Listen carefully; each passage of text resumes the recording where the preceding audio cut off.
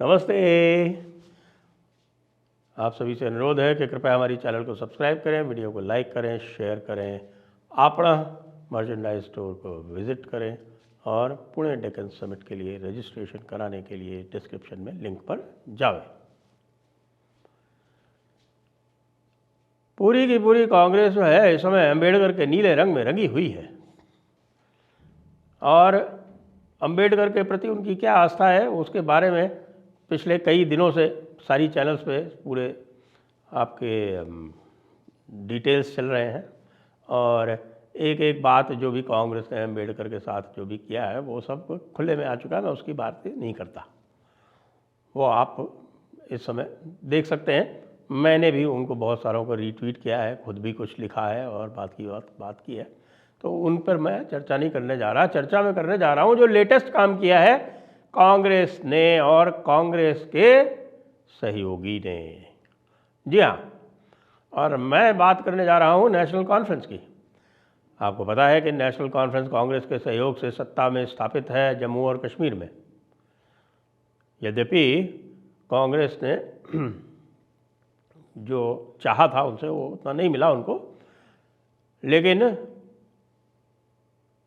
कांग्रेस जो है वो पूरी तरह से जम्मू कश्मीर में साथ में है नेशनल कॉन्फ्रेंस के। और यदि आप देखिए कि नेशनल कॉन्फ्रेंस ने जो भी 370 के बारे में कहा, असेंबली में जो 370 के विरुद्ध रेजोल्यूशन पास हुआ, उस सभी में कांग्रेस जो थी वो बिना बोले उनके साथ में खड़ी हुई थी। तो ये तो कांग्रेस का दोहरा चरित्र है ही। लेकिन अब जो रिजर्वेशन के ऊपर जो लेटेस्ट मामला जो चल रहा है वो आपको बताऊं आपके कि पिछले 5 वर्ष में या बल्कि 7 वर्ष में जब केंद्र शासित प्रदेश में केंद्र से सरकार चली, वहाँ पर राष्ट्रपति शासन था और केंद्र ही सीधे सत्ता संभाल रहा था, तो केंद्र ने वहाँ पर कई सारे ऐसे कार्य किए जिससे कि एससी और एसटी को वहाँ पर रिजर्वेशन का लाभ मिला। और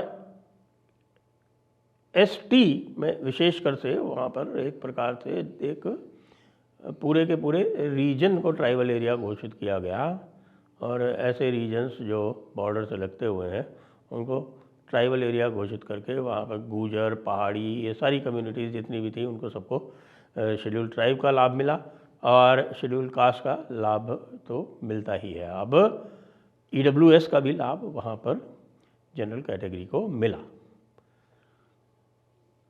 अब ये जो नई सरकार आई है वो कह रही है कि साहब हम इसकी समीक्षा करेंगे, जनरल कैटेगरी के साथ में बहुत ही गलत हो रहा है। वैसे तो जनरल कैटेगरी के साथ जो भी हुआ है वो कोई बहुत सही नहीं हुआ, वो बात अलग है, लेकिन ऐसे परिप्रेक्ष्य में जब कांग्रेस पूरे दुनिया में ये कहती घूम रही है कि साहब कि 50% से ऊपर हम आरक्षण ले जाएंगे, तो यहाँ जब उनका साथी जब इतनी ज़ोर ज़ोर से बोल रहा है कि हम आरक्षण की समीक्षा करके और इस आरक्षण को समाप्त करेंगे, विशेषकर से उनका जो आग्रह है या उनका दुराग्रह है वो है एसटी आरक्षण के प्रति। एसटी और एससी के आरक्षण को वो कतई नहीं देखना चाहते। और तो और आप नाटक देखिए कि कल जो उनके सांसद हैं रुहुल्लाह मेहदी, श्रीनगर के सांसद हैं, और श्रीनगर के सांसद हैं वो कह रहे हैं कि हम कल सीएम रेजिडेंस पर धरना दें, हम आज सीएम रेजिडेंस पर धरना देंगे आज 2 बजे। आज 2 बजे उनका धरना है, यानी कि पूरा का पूरा नाटक नौटंकी वहाँ चल रहा है और कांग्रेस मुँह सीके चुपचाप बैठी हुई है। और कांग्रेस के जो साथ में खड़े हुए हैं भीम मीम वाले वो सारे के सारे चुप हैं। क्यों? कि जनरल कैटेगरी कौन है जम्मू कश्मीर में? जनरल कैटेगरी कौन है? जनरल कैटेगरी या तो मुसलमान है या डोगरा है, ब्राह्मण है या पंजाबी है, और उसमें भी मुसलमानों की संख्या सबसे अधिक है कि यदि आप वहाँ के एससी एसटी को निकाल दीजिए तो बाकी जो बचते हैं उसमें से आप ये समझिए कि लगभग 80% वहाँ मुसलमान है। तो ये 80% मुसलमानों को शेड्यूल कास्ट की सीटें, शेड्यूल कास्ट शेड्यूल ट्राइब की सीटें समाप्त करके और बाकी ये तथाकथित जो माइनॉरिटी है, जो मेजॉरिटी में होते हुए भी, यानी उनके पास मेजॉरिटी सीट्स हैं उनके पास वैसी मेजॉरिटी है, उनके पास सरकार है। ये सब होते हुए भी वो ये कह रहे हैं कि साहब कि हम तो SC/ST का आरक्षण समाप्त करना चाहते हैं।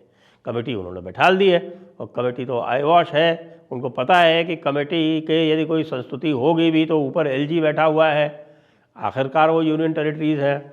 इस तरह के जो भी इश्यूज़ हैं वो बिना LG के सहमति के पास नहीं हो सकते। सहमति के बिना कानून बन नहीं सकते। आप अपनी पास भी कर दें, यदि आप इसको लेजिस्लेशन के रूप में आप असेंबली में पास भी कर दें तो LG उसको दस्तखत नहीं करेगा। लेकिन जो इरादे हैं वो पूरी तरह से नेक हैं, दिखाई पड़ रहे हैं। और इसमें सबसे बड़ी बात यह है कि कांग्रेस लीडरशिप पूरी तरह से चुप है। तो भाई क्यों चुप है? और भाई लोग जो हैं, जो इतना हल्ला गुल्ला कर रहे हैं कि साहब हम अब पूरी तरह से आरक्षण से ही सारा का सारा जो है वो मामला चलाएंगे।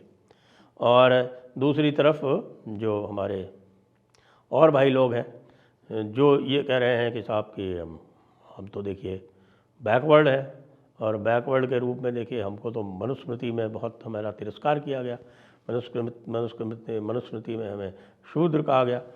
तो भाई ये लोग भी चुपचाप बैठे हुए हैं।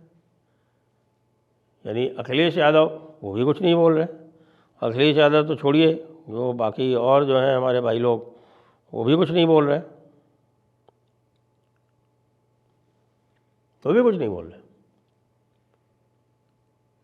इस समय सोशल मीडिया पे सबसे अधिक एक्टिव कौन है? सबसे अधिक एक्टिव, सबसे ज़्यादा गाली दे रहे हैं, सबसे ज़्यादा सवर्णों को गाली देने वाले, सबसे ज़्यादा मनुस्मृति को गाली देने वाले, सबसे ज़्यादा हल्ला गुल्ला करने वाले अंबेडकर के लिए, ये जानते बूझते हुए अच्छी तरह से कि एक भी दलित उनको बिहार में वोट देने वाला नहीं, क्योंकि सारे के सारे दलित और महादलित जो हैं वो जीतन राम मांझी और चिराग पासवान के पीछे खड़े हुए। ये सब जानते हुए भी वो पूरी तरह से देख रहे हैं कि साहब इसमें से एक कोई अम्बेडकराइट फ्रिंज जो है, जो एक्सट्रीमिस्ट ग्रुप है, वो हमारे गाली वाली देने से हो सकता है कि हमारे साथ आ जाए। वो अलग बात है कि काफ़ी कुछ जो सवर्ण उनको वोट देते हैं वो भले दूर चले जाए, लेकिन अब ठीक है, मिसकैलकुलेशन नहीं करें पॉलिटिक्स में तो हारे कैसे।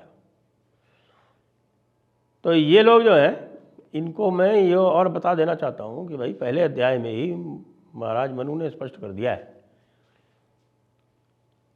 कि पशुपालन करने वाले और कृषक, जी हाँ, पशुपालन करने वाले और कृषक कर्मी जो हैं वो मनु महाराज ने तो कम से कम शूद्र नहीं माने हैं, उनको वैश्य माना है। तो ये जो तथाकथित अपने आप को कुर्मी कोरी कहने वाले, अपने आप को यादव कहने वाले, पशुपालक कहने वाले, कृषि कर्मी, ये लोग क्यों उछल उछल के मनुस्मृति को गाली दे रहे हैं, हमारी समझ से परे। अम्बेडकराइट्स के साथ में, और विशेषकर से ये छद्म अम्बेडकराइट जो है ना, जो वास्तव में इस समय केवल मौके का फ़ायदा उठाना चाहते हैं, इनके साथ समस्या ये है कि ना तो इन्होंने डॉक्टर अम्बेडकर को पढ़ा है, ना इन्होंने मनुस्मृति पढ़ी है, ना इन्होंने कोई धर्मशास्त्र पढ़ा है। और जो हमारी जिनको हम पवित्र ग्रंथ कहते हैं, यानी कि गीता, रामायण इत्यादि, उसके बारे में जानकारी तो बिल्कुल असंभव ही है। इनको केवल गाली देनी आती है, गाली दे रहे हैं, और जो असली इश्यूज़ हैं उस पर बात नहीं कर रहे हैं। उस पर बात कौन कर रहा है? उस पर बात कर रहे हैं अन्नामलाई, उस पर बात कर रहे हैं योगी आदित्यनाथ, उस पर बात कर रहे हैं देवेंद्र फडणवीस। ये लोग बात कर रहे हैं, और इनके बात करने के कारण ही आपने देखा होगा, इस पर बात कौन होगा? नायब सिंह सैनी, और for that matter even Mohan Yadav, Bhajanlal Sharma और विष्णुदेव साई, ये सब लोग के बारे में कार्य कर रहे हैं। बातें कम काम ज़्यादा, ये बातें कम काम ज़्यादा जो है ये स्पष्ट रूप से दिखा रहे हैं। और मैं केजरीवाल से भी पूछना चाहूँगा कि भाई केजरीवाल, जो तुम इस समय पूरी तरह से आर्टिफिशियल इंटेलिजेंस को लेके और नौटंकी मचा रखे हो, वो तुम कुछ बोलोगे इस बारे में जो नेशनल कॉन्फ्रेंस कर रही है जम्मू और कश्मीर में, या कि तुम डरोगे कि साहब कि हम जी ऐसा कर देंगे तो हमारे मुस्लिम भाई नाराज़ हो जाएंगे, क्योंकि मुस्लिम भाई जहाँ भी होंगे वहाँ पर दलितों को आरक्षण का कोई प्रश्न नहीं उठता है, चाहे वो जम्मू कश्मीर हो और चाहे वो अलीगढ़ मुस्लिम यूनिवर्सिटी हो, चाहे वो जामिया मिलिया इस्लामिया हो। इतिहास तो पता ही है सबको, 370 के पहले क्या होता था जब तहत 35 से वहाँ पे लगी हुई थी। वहाँ पर तो जो वाल्मीकि समाज था, जो सफाई कर्मचारी थे, उन तक को रिजर्वेशन नहीं दिया जाता था। उनके लिए रिजर्व कर रखे थे कौन से सफाई कर्मचारी के जॉब, कि यदि उनको रिजर्वेशन मिलेगा तो केवल सफाई कर्मचारी में मिलेगा। जो लोग ये कहते हैं ना कि साहब मनुस्मृति में जो है वो रिजिड जाति व्यवस्था है, वो ये भूल जाते हैं कि मनु महाराज की मनुस्मृति में शूद्र ब्राह्मण बन सकता है, लेकिन नेशनल कॉन्फ्रेंस की और पीडीपी की जो सरकारें हैं या जहाँ कहीं भी मुस्लिम शासक हैं उनकी सरकारें हैं, उनमें कोई भी सफाई कर्मचारी के अतिरिक्त कोई दूसरा कार्य नहीं कर सकता, उसको वहीं बने रहना पड़ेगा। ये है सच्चाई। तो इसलिए मेरी चुनौती है ये भीम मीम वालों को कि अगर तुम्हारी औकात है तो ये जो जम्मू कश्मीर में SC ST रिजर्वेशन के ऊपर जो आघात हो रहा है उसके ऊपर विरोध करो, आवाज़ उठाओ, वरना बकवास बंद, मुंह बंद रखो। जय हिंद, जय भारत, वंदे मातरम।